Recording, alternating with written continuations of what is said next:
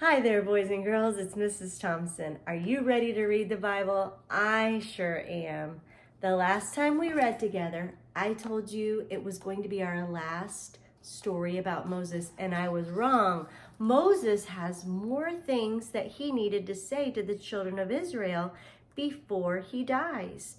This story is a little different. It's about a bad thing that happened to the man that's running.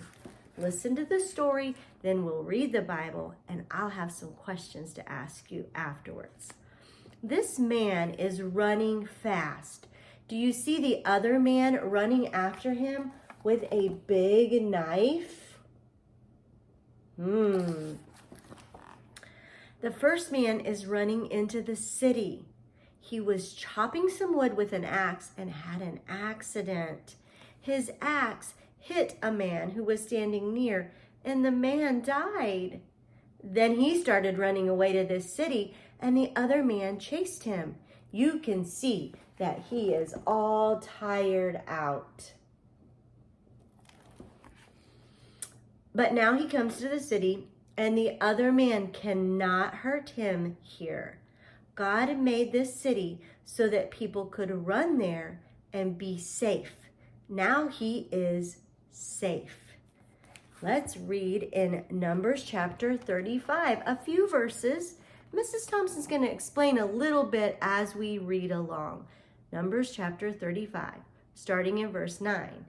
And the Lord spake unto Moses, saying, Speak unto the children of Israel, and say unto them, When ye be come over Jordan into the land of Canaan, then ye shall appoint you cities to be cities of refuge for you, that the slayer may flee thither, which killeth any person at unawares.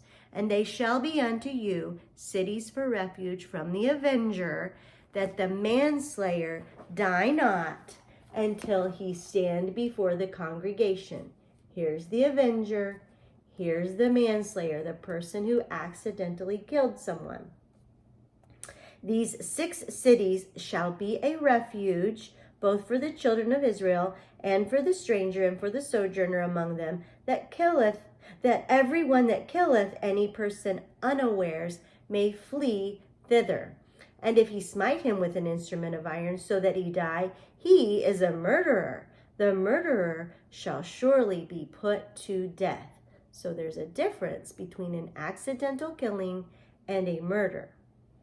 But if he thrust him suddenly without enmity, or have cast upon him anything without laying of weight, or with any stone wherewith a man may die, seeing him not, and cast it upon him that he die, and was not his enemy, neither sought his harm, then the congregation shall judge between the slayer and the revenger of blood, according to these judgments. And the congregation shall deliver the slayer out of the hand of the revenger. Here's the revenger. And the congregation shall restore him to the city of his refuge, whither he was fled, and he shall abide in it until the death of the high priest, which was anointed with the holy oil. Whoso killeth any person, the murderer shall be put to death by the mouth of witnesses. But one witness shall not testify against any person to cause him to die. Had to be more than one.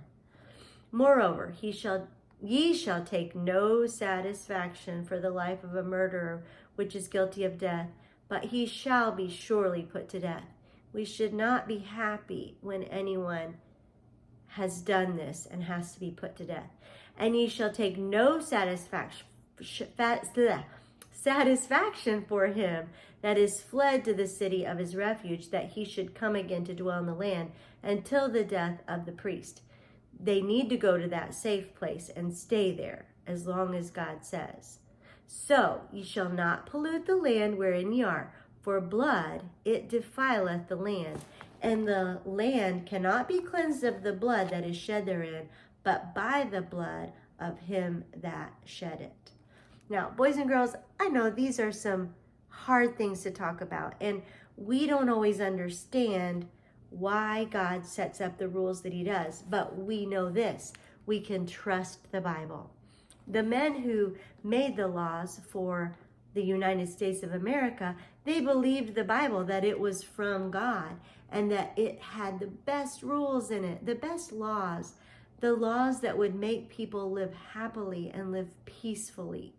So when we read about these things in the Bible, we don't have to enjoy talking about it, but we can trust God that He made the rules for the right reasons. So let's see if you can answer the questions now. Why is this man running? Where is he going? Do you remember what that city is called? Will he be all right now that he is in the city? It's called the City of Refuge. Did you remember that? Can the man with the knife hurt him now? No, he cannot. Not until the congregation proves whether the man killed someone on purpose or on accident. Isn't it great that we can read the Bible and we can figure out how to live our lives and how to decide what to do in bad situations? Mrs. Thompson is so glad about that, and I hope you are too, boys and girls.